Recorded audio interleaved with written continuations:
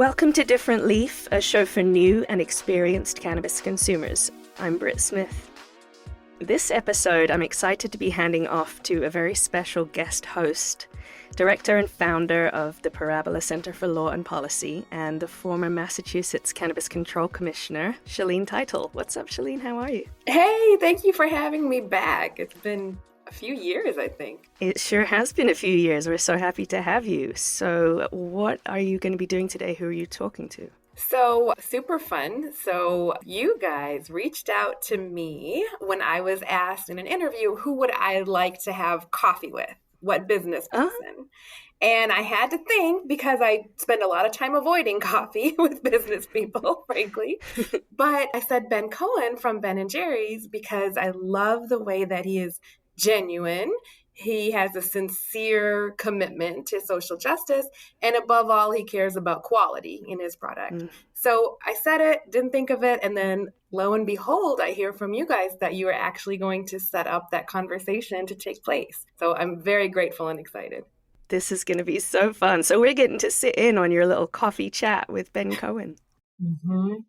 So it's obvious how Ben, as the founder of Ben & Jerry's ice cream, is involved in small business. They started off as a small business, and he's going to have some great guidance that can be applied to small cannabis businesses who are also just starting out. And as some folks may know, Ben & Jerry's is also famous for supporting causes that its founders really care about, like Black Lives Matter and Occupy Wall Street. And more recently, Ben & Jerry's was one of the first major companies to come out in support of not just cannabis legalization, but legalization that specifically focuses on equity and restorative justice for communities of color who were most heavily impacted by the war on drugs. So they were doing corporate social responsibility before it was cool. Yeah. Now, apart from their political stances and the fact that they make like one of the staple munchies for stoners of all generations, let's talk about what Ben Cohen is now doing directly in the cannabis space.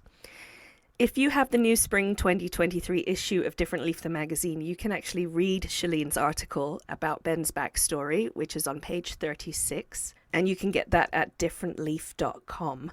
But basically, Ben Cohen has started a new company called Blnz, which is a non-profit based in Vermont that specializes in growing cannabis with low to moderate levels of THC, like below 10% THC, like back in the old days. And it's grown to organic standards, and all the profits from the sales go to fund the state's Black cannabis communities and groups that advocate for criminal justice reform. So there he goes again, Shaleen, embodying his beliefs in his companies. You love to see it. And between your time as the social equity champion in the first iteration of the Massachusetts Cannabis Control Commission, and now to your work with the Parabola Center, where you're advocating for legislation that prioritizes those same values, I totally get why Ben Cohen would be the person that you'd want to chat with over coffee, right? Mm-hmm. Well, Different Leaf is honored to have you both here, and we're super excited to sit back on this conversation between Shaleen Title and Ben Cohen to kick off 420 with everybody. So we'll be right back with our guest host, Shaleen Title, and Ben frickin' Cohen.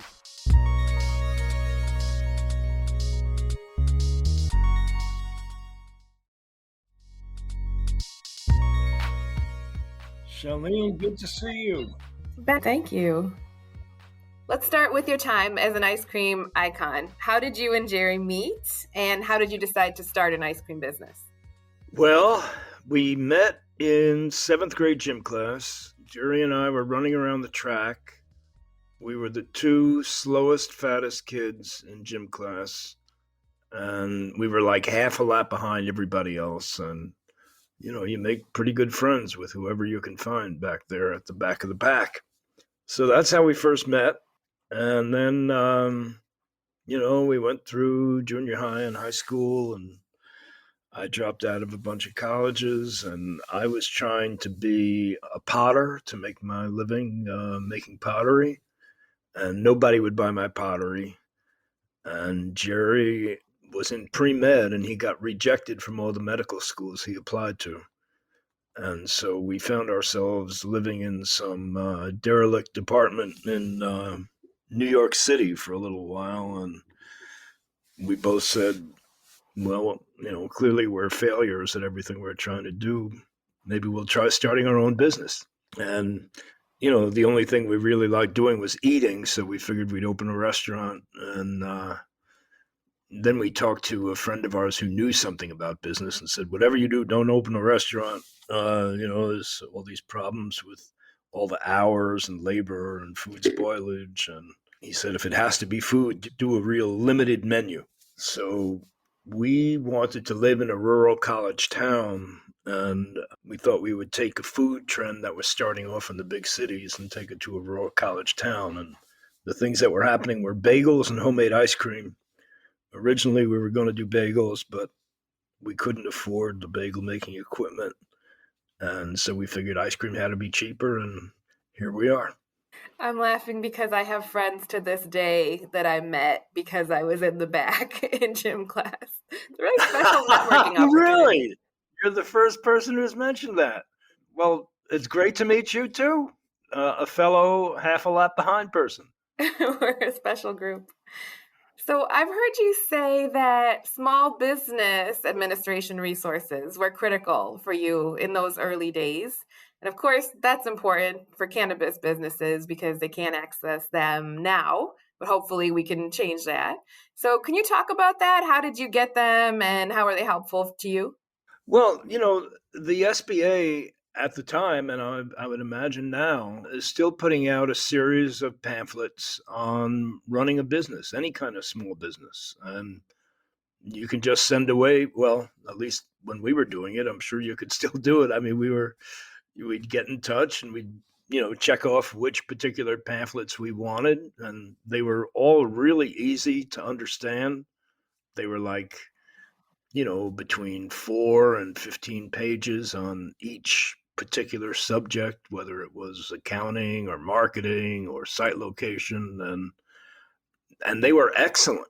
So I'd really recommend that for anyone in the cannabis business. Then at one point, once the business opened, we were having a hard time staying afloat financially in the winter, and we did get in touch with the SBA, and they had this program called SCORE, the Service Corps of Retired Executives, and they would link you up with a retired exec. And that guy, he helped us by telling us that we didn't really have to repay our bank loans, that we could go to the bank and ask for a moratorium on our loan repayments. And that was news to us. And that really kind of saved us. And I guess they're not providing that kind of service for cannabis businesses, but really the thing that was most valuable was the pamphlets, and you can get them. That's a great point. Yeah, even if you can't get that personalized service yet, those resources are there and they're free. And they're good. At least they were back then. And they're good. So let's talk about quality. Obviously, Ben & Jerry's is known for its quality, first and foremost. With such a competitive industry, how did you approach thinking about the quality of your product? Well, we essentially wanted to make ice cream that we wanted to eat. And, we wanted to make the best possible ice cream we could. We wanted it to be all natural. Back then in 1978, organic was not a thing. And, we used a combination of science because Jerry could understand the science because he was in pre-med, and we got this big college level textbook called Ice Cream. It had a whole lot of, equations and shit in it. And I got, I was working out of a bunch of ice cream cookbooks, and I would just keep on making different recipes and, trying to get it to be better and better. And actually what we discovered, at least in the ice cream business, is that the difficult part about making ice cream is if you're trying to make really cheap ice cream and have it taste creamy and smooth without using a whole lot of cream and using a bunch of artificial ingredients and pumping it up with a lot of air. But we were looking to make ice cream kind of the way you make it at home, which uses a lot of cream and very little air and all natural ingredients. And that part of it isn't really that hard. You don't need that much scientific knowledge in order to make great stuff the old fashioned way. I know there are small time home cannabis growers that are loving hearing this, that are seeing a lot of parallels. Yeah, yeah, absolutely. So you mentioned organic was not a thing. Corporate social responsibility, those kinds of buzzwords were also not a thing back then. But you became known, of course, for being a company that was socially responsible and that was very outspoken on justice. Was that just you being you, or was that a deliberate business decision that you made? That was Jerry and I being Jerry and I. We were integrating our values, our social values, into how we ran the business. The business was our lives, and we brought our whole selves to it. And at the beginning, we were a small, struggling business, and we were a one little homemade ice cream shop in an old gas station across from City Hall Park in Burlington, Vermont. And what we could do was to hold free outdoor celebrations for the community. We'd have stilt walking contests and three-legged races and sack races, and we had ice cream eating contests, and the local bagel place had the world's biggest bagel and did that sort of thing. And then we started showing free movies, walk-in movies. You could come into the front of the outside area where there used to be gas pumps, and then we put up a big screen on the wall and did that. And of course, made a lot of donations and contributions. And then as the company grew larger and larger, we realized that we were in more than just the local community. We were part of the state community, the regional community, the national community, and the international community. And we realized that we had a voice, we had a platform, and that we should use it for the cause of justice. It's really interesting that there's a spiritual law in any religion. As you give, you receive. As you help others, you're helped in return. And we found that as your business helps the community supports your business. And it's kind of a beautiful thing. I mean, it's really kind of amazing that, companies, corporations, businesses spend gobs and gobs of money on advertising and public relations, which are essentially about making up cute little stories to make you feel good about the business so that you buy what you want from that particular business. And what Jerry and I found was that, well, instead of spending that money on PR and advertising to tell, essentially make things up, to tell made up stories, we decided that we would actually work in the community. We would help to solve social problems. That worked. That worked pretty good. Yeah, it's a form of karma, really. What you do in your actions comes back to you. Yeah, that's exactly it. Some people make the mistake of thinking that, well, if I just do the right actions, if I just do good karma will come back to me, and they don't pay attention to the basics of business. They don't keep track of their money. They don't keep books. They don't do monthly financial reports. It doesn't work that way. You got to do the basics, and then once you're doing the basics, the good karma you do will come back to you. Absolutely, absolutely. I agree. I think that's a commonly misunderstood interpretation of karma because part of it is your duty. You have to do your own duty as well. And I think that applies to business as much as anything else. I know that people are likely feeling inspired when you talked about being a small, struggling business because we are entering or we are in perhaps a very challenging period for mom and pop shops in cannabis. I was wondering if you can talk about when your company was starting to get big. I know that you and Jerry, you had to deal with bigger companies trying to squeeze you out. What was that like and how did you overcome that? Well, for one, at the time when our business was starting, the way most small businesses were presenting themselves they were trying to look like big businesses. It would be Harry and Joe's Lawn Service, and they would advertise themselves as H&M, Landscaping Services Incorporated. And Jerry and I, decided to just be who we were and not try to look like a business, not try to look like a corporation. Now the pendulum has swung, and you've got all these giant Yeah. corporations trying to make believe they're a little mom and pop.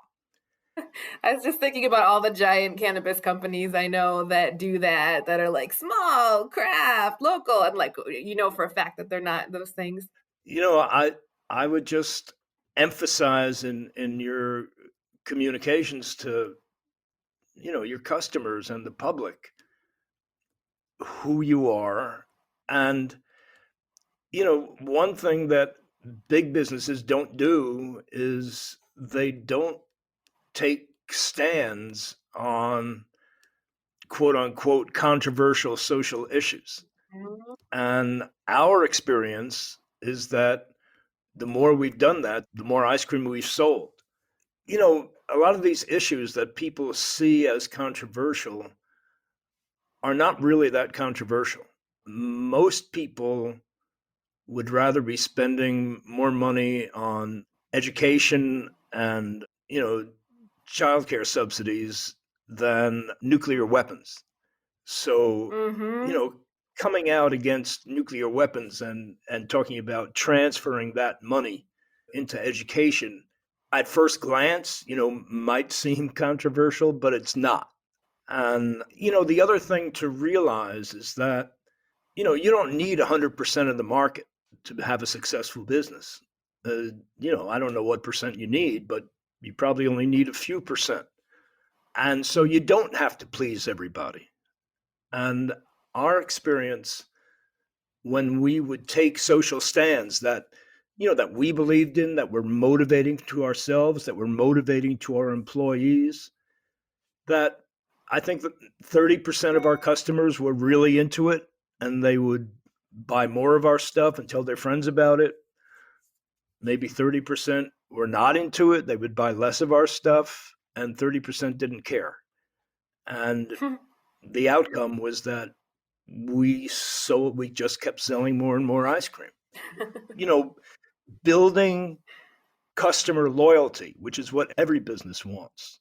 The best way to build customer loyalty is through values alignment Mm. with your customers.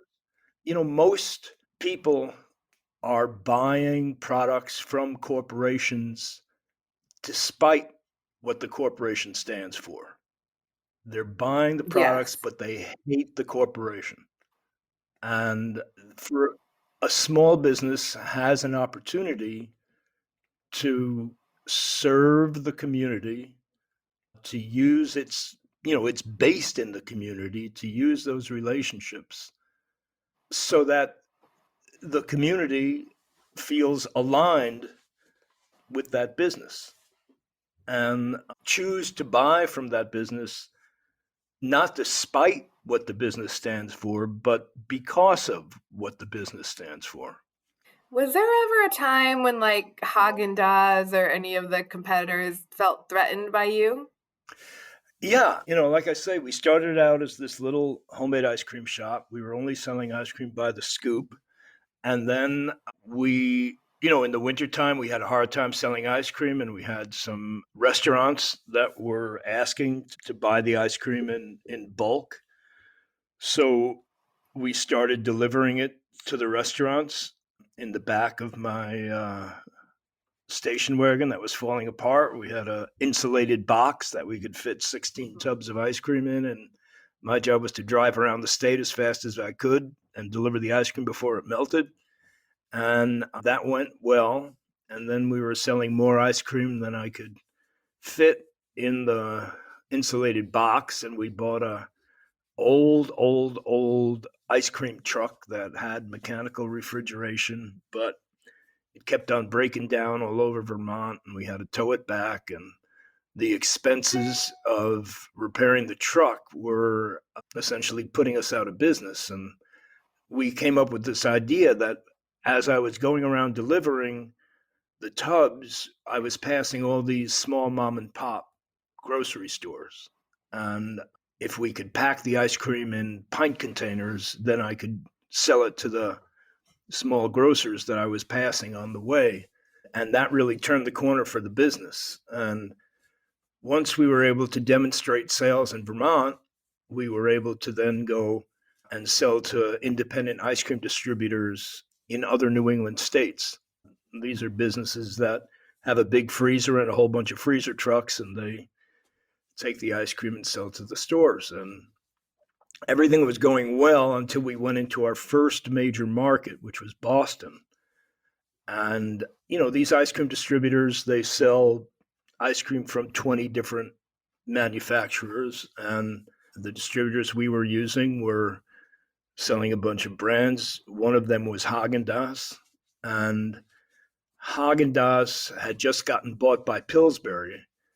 And the Pillsbury salespeople came to the distributor and said, if you continue to sell Ben and Jerry's, we're not going to sell you Haagen-Dazs anymore.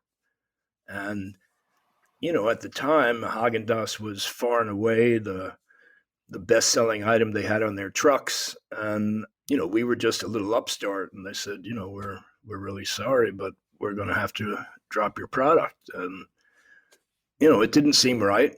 We talked to some lawyers. They said it was a restraint of trade under federal antitrust law that says that a company that controls the major share of a given market cannot use its power and economic strength to keep another company out. And it seemed like that's what they were doing. But, you could complain to the Federal Trade Commission, but they were Reaganized at the time, and they were actually supporting big businesses. And they said, well, you could sue Pillsbury, and we didn't really have the money to do that.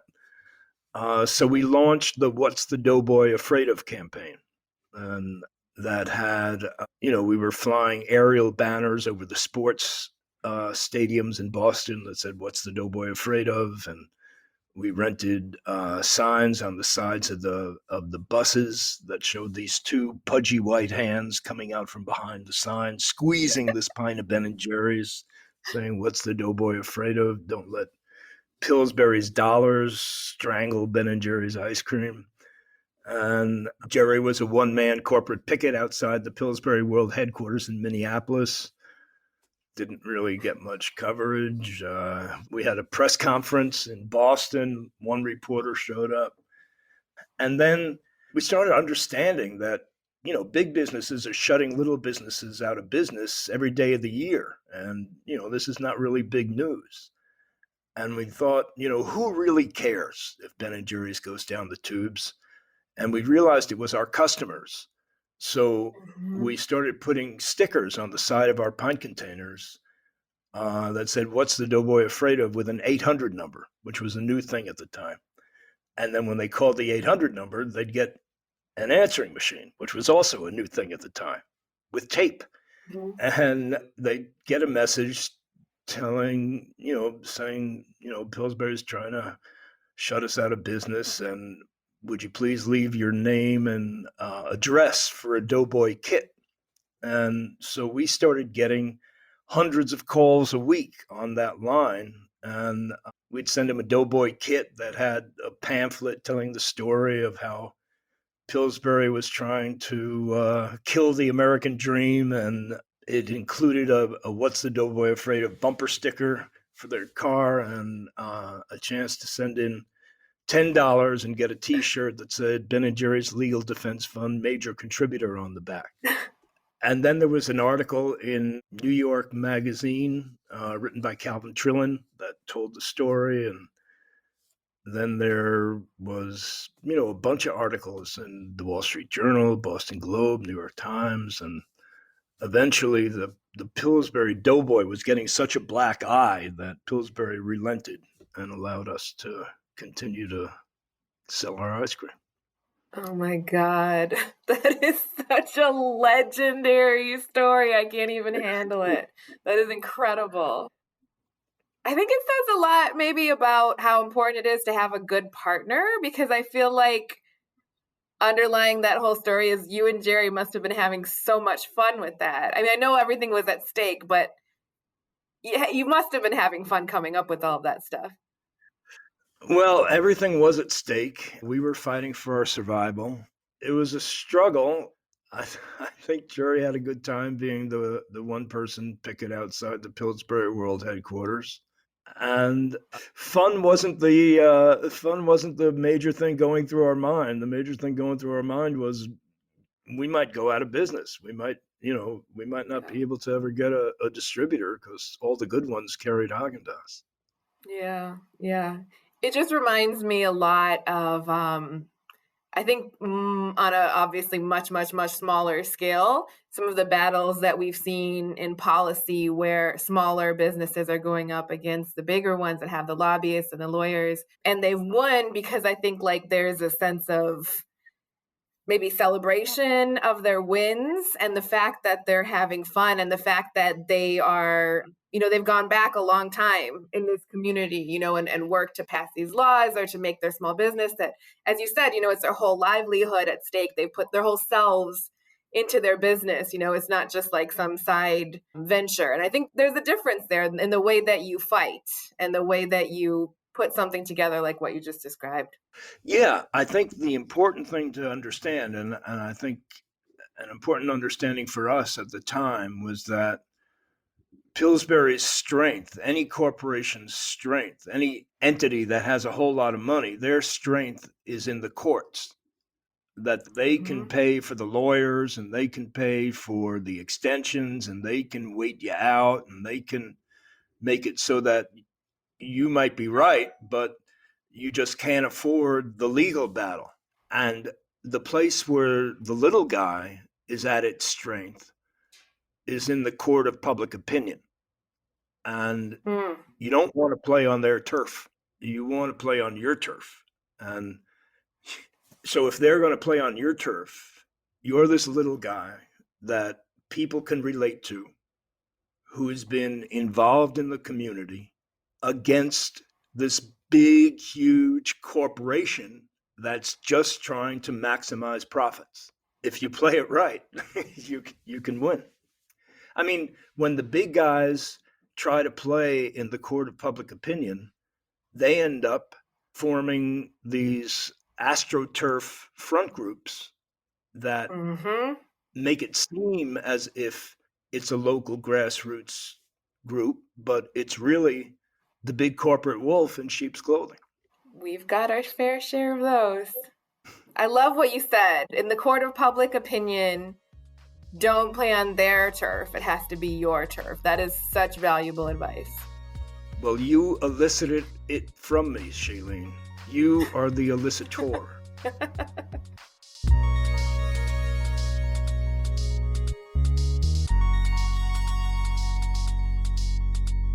I want to move to cannabis, but first, can you talk about leaving Ben & Jerry's? What was that like for you, and how did that happen?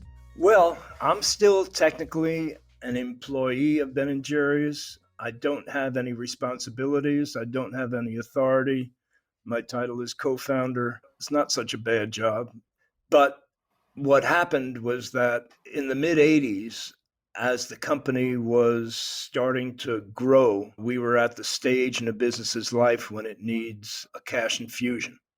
And we decided to see if we could use this need for cash as an opportunity to make the community the owners of our business. Normally, in that situation, you take money from venture capitalists, a few people that are already quite wealthy who'd like to make some more money. We felt like what we'd like to do is sell shares in our business to our neighbors, Vermonters, so that as the company prospered, those shareholders would automatically prosper and not be dependent on, generosity or corporate donations or whatever. And, of course, everybody was telling us that that's impossible. It's never been done before. You can't have a in-state Vermont public stock offering, but we did it. And by the end of the offering, we sold it out, and one out of every 100 Vermont families became an owner of Ben and Jerry's. And so we were public in the state of Vermont. And then a few years went by, and we had a need for more cash. And also the people who had bought stock in the Vermont public stock offering, they were really happy, but there was no market for the stock. It wasn't listed on any stock exchange, and this was before the era of personal computers. Now you can kind of create your own market in your stock, but they couldn't. So they needed a way to be able to be liquid in case they needed, some money. So we held a national public stock offering.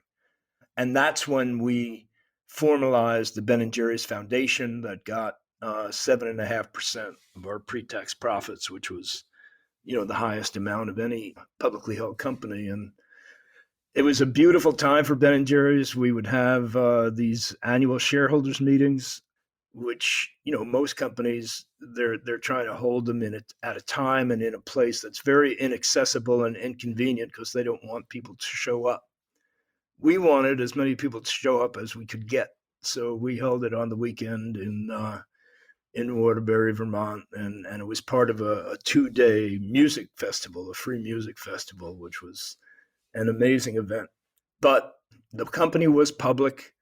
Eventually, we hired the wrong CEO, and he saw a way for him to make a bunch of money by putting the company up for sale.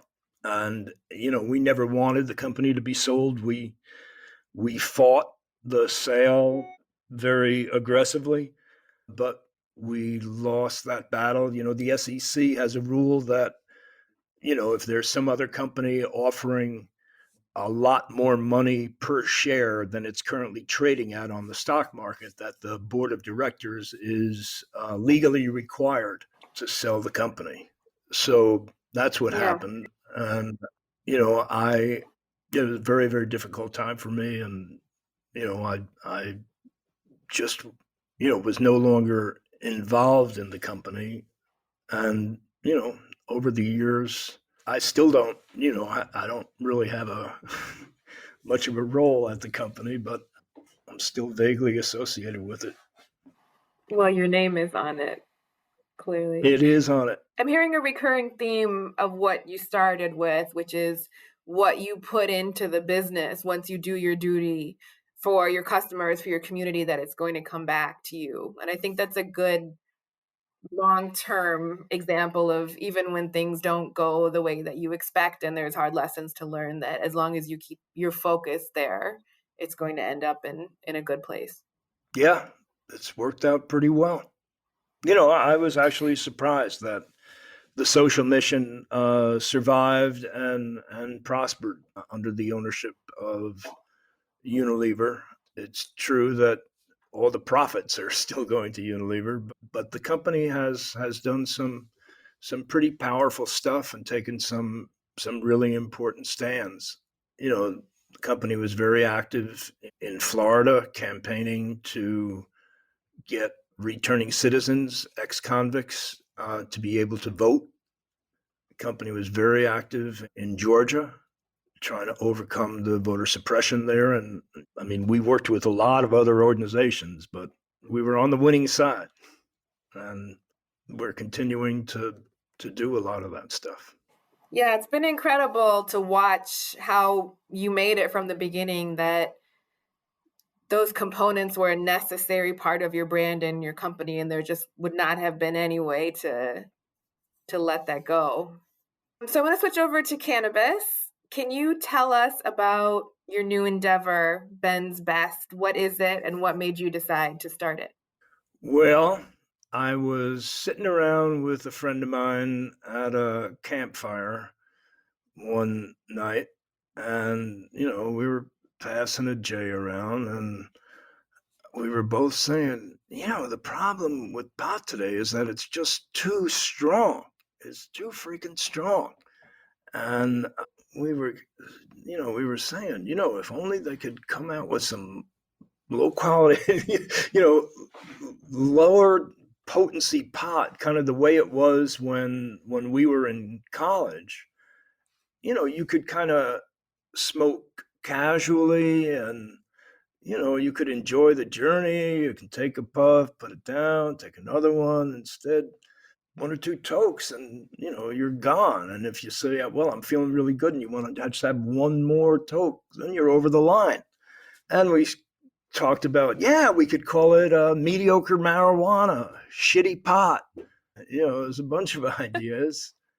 And it kept on rolling around in my head, and I just couldn't get it out of my head. And I thought, well, I'm just going to have to start that business. And we were originally going to call it mediocre marijuana. I thought that was cool, but a lot of people that I was working with, they said, well, people are going to take it literally, it's mediocre, you don't want to be mediocre anyhow. So it ended up becoming Blnz Blnz. And it's very interesting. It's set up as a licensor. That Vemont-based Blnz is a licensor, and it is registered with the state of Vermont as a nonprofit. So as a licensor, it licenses other for-profit businesses in a particular state. We're starting in Vermont, so we're licensing CNC Higher Love to be our licensee, and they end up paying us a royalty, and then they make the profits. But the product is very, very interesting. I mean, we have 3 different products: pre-rolls, 1/8 ounce buds, and we're going to have vapes. We don't quite have them yet. But the pre-rolls have been the most unique thing. They are blends of several different strains, and we're really focused on terpenes. And, the terpenes create the particular effect, the type of high that you get. One of the ways of thinking about it that a guy told me is that the terpenes are the music, the THC is the volume.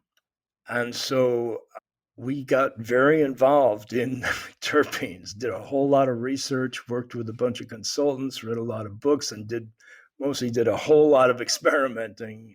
Had a panel of people that we were working with that were our testers, and we kept on trying to get the THC lower and lower in order to not get too high after 1 or 2 tokes.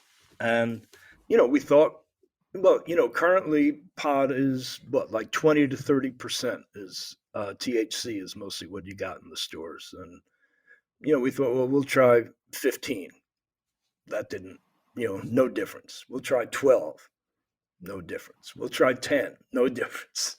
And, then we got to around 8, and 8, we were able to have the effect of lower potency. And so our pre-rolls are 6 to 8% THC. They talk in the cannabis industry about the entourage effect. So when you work with that entourage effect and have certain proportions of the 6 or 8 major terpenes and CBD and CBG and THC, you can get particular effects. So we have 5 effects. All of the pot is organic. The first one is focus. That's the highest energy one, most clear-headed. Then there's ECS, which was enhanced, creative, and stimulating, which is a little more creative, but also up energy. And then there's Cloud 9, which is kind of blissful, and that's kind of in the middle in terms of energy versus sedating.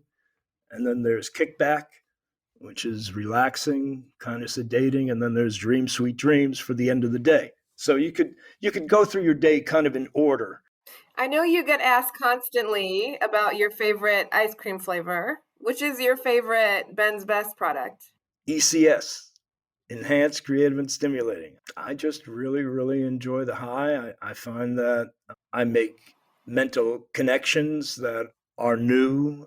I see things in a somewhat different perspective. It's associative, so I can kind of put two things together that I didn't think used to be go together, and then enhanced perceptions in terms of visual and physically kind of stimulating. Well, I'm your target audience because I miss the Ah, weed that I used excellent, to smoke in excellent. college. It was so much, I guess, easier to deal with. I'm not a very discerning consumer. So when I go in, I try to support small, local, minority-owned businesses. I always ask, what is the weakest product that you have? And they're always like, I don't know. The lowest we have, like you said, 15%. So I will be coming to Vermont to try these. Yeah, yeah. I mean, it's more like the experience of having a glass of wine or a beer. You know, you're hanging out in the evening, you take a sip, you hang out, see how it is, stay there Mhm. for a while, take another sip. When I was a potter, my pottery teacher used to talk about how the joy is in the journey, that you don't want to be final product oriented. You want to enjoy the process of making the pot.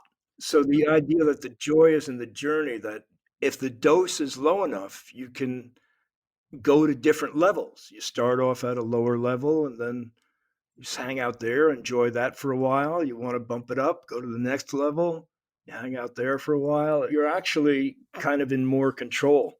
I talked with this professor who was doing cannabis research, and what she found was that there was no difference in your THC blood content between 16% pot and 26% pot. And I asked her, what about lower? She said she didn't try lower. Hmm, that's interesting. Yeah. I mean, I compare it to, when I was a young man, you know, we used to take shots and, you know, get drunk as quick as we could. And Mhm. I'm no longer a young man. It's nice to do it slow. It's nice to Yeah, appreciate all the other stuff in whatever it is you're drinking or smoking right. besides the alcohol. Right, right, right. So you must have talked to a lot of cannabis entrepreneurs, and obviously you have partners. What's your impression of the cannabis industry right now, especially from the perspective of someone who started a small business? Well, I remember speaking at one of the early cannabis conferences in Las Vegas. This was way, way, way before I ever dreamed about becoming part of the cannabis industry myself. And the big question there, the big thing on everybody's mind, what everybody was discussing was, is this industry going to end up in the hands of the legacy growers, or is it going to be taken over by Wall Street? And I hate to see how much it is being taken over by Wall Street, by the MSOs. And I think that there is a possibility that, in terms of the consciousness of people and the consciousness of small operators, that small guys will be successful. And I mean, they are successful now. We just need to prevent, the big guys from taking over everything. And I understand, Shaleen, that you're working on some federal legislation to make it so that little guys have a chance. And I appreciate that. Yeah, that's what Parabola Center focuses on. But I think it's a combination, right, of protecting the small businesses and boosting them, and then also keeping out, like you said, the bigger guys. Certainly big tobacco, which I think could be kept out just based on past corporate conduct, the way that they lied to the public, the way that they committed fraud against the people who were buying cigarettes. I don't think that they should be let anywhere near cannabis. I agree with you. And, big pharma ain't much better. Mm-hmm. Ben, you wrote a excellent op-ed in USA Today about your vision for a cannabis industry that would be about the American people, ordinary, everyday entrepreneurs, and not big tobacco, big alcohol, big pharma. I found it really inspiring. I want to encourage people to read it, especially if you feel like you don't know why you're in cannabis anymore. I think a lot of people feel like that, now that we're at this crossroads. Could you talk a little bit about that vision that you wrote about? Well, I don't know if it's the biggest or it's one of the biggest problems facing our country today is the increasing wealth disparity. The rich keep on making more money for essentially not doing anything, through their investments. And the small guys, the people at the lower end of the economic spectrum, the minimum wage hasn't gone up in like forever. They're falling behind. Their buying power is decreasing.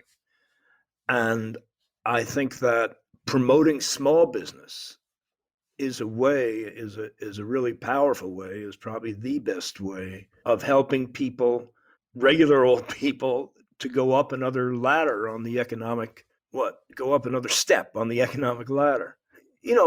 Supposedly small business is what our country is about. Small business generates more jobs than big business ever did. The beauty of small business is that it tends to stay local. We're in a situation where you got all these big multinationals that want to open up a plant somewhere, and the local government falls all over themselves trying to give them tax breaks up the gazook, and then they leave and they never create the number of jobs they said they were going to in the first place. Local businesses stay local, they employ local people, they care about the community because they live in the community. For big businesses, it's all just money and maximizing profits. And it's not the kind of world or country I want to live in. I want to live in a place where the businesses actually care about the local community that they are a part of. I mean, you got to question, some of these huge businesses that spend hundreds of thousands of dollars of advertising money talking about how much they care about the local community. I mean, you got to be advertising that. You ain't doing it. It reminds me of what you said before about how most people want education and small businesses, they don't want nuclear war. I think most people have the same vision that we have for small businesses and for ordinary people. And we can actually have that for once, right? Because we are starting mostly from scratch. So I will certainly be continuing to work on that policy. For the last question, thank you for this entire interview. And thank you specifically for when you acknowledged that small businesses already exist and are thriving, because so many people miss that point and they act like it's this theoretical group, that hasn't been created. But they're here and we have to protect them and we have to patronize their businesses. Could you close by giving your advice to small cannabis businesses right now who are just trying their best to make it? Well, a really important thing is that you got to have good, accurate monthly financial statements. The accurate financial statements on a regular monthly basis tell you where you are. It identifies problem areas, it identifies opportunities for improvement. If you don't know where you are, there's no way that you can improve. You don't know how to improve. At Ben and Jerry's, you get these financial statements and there's a bunch of lines on them and a bunch of numbers. And you're thinking, well, if the key is this particular area, say it's cost of goods sold, or this particular area, say it's labor.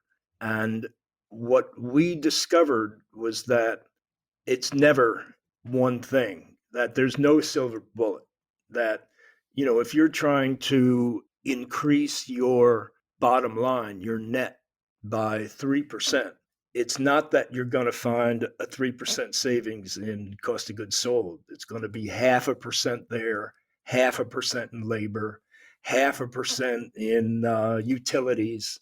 That's the way it works. That's the way it's always worked for me, And the other thing is that you need to take responsibility for the community that you're in one way a business is nothing more than, a neighbor that happens to have more money. That is excellent practical advice for how you can actually be a good member of your community and a good business and not have to pretend and advertise it, right? So thank you so much, Ben, for your time and for sharing so much of yourself with the world and for just being an inspiration to a lot of us. Thank you. Good being with you, Shaleen. Take care. A huge thanks to our guest host, Shaleen Title, CEO of the Parabola Law Center, and her guest, Ben Cohen from Vemont-based Blnz, two of our strongest, most tireless advocates for small businesses and social justice in cannabis. We are honored to have had you both on. If you haven't got your issue already, check out the new spring issue of Different Leaf, the magazine, at differentleaf.com. That's also where you can track down your local in-person retailer.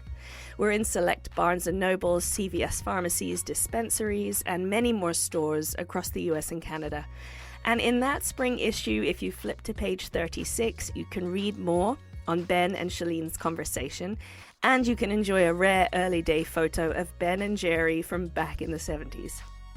Next week, I'll be chatting with America's first full-time cannabis editor and reporter at a major mainstream media outlet, Ricardo Baca, who back in 2013 was the producer of The Cannabis for the Denver Post, and is now the founder of Grasslands, a journalism-minded agency. And I really took that role as an educator really seriously. And I do think that's a primary role of journalism, is to educate the masses and to inform them that what they've been taught is wrong. It's kind of like going back to my first TED Talk where I said, hey, we all need to push Control-Alt-Delete on our brains because everything you know about weed most likely is wrong. And so it has been fascinating to watch the rollout state by state.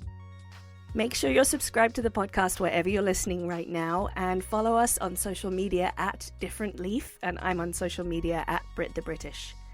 Make sure you get your spring cultural issue of Different Leaf, the magazine, out now at select retailers and available for purchase at differentleaf.com.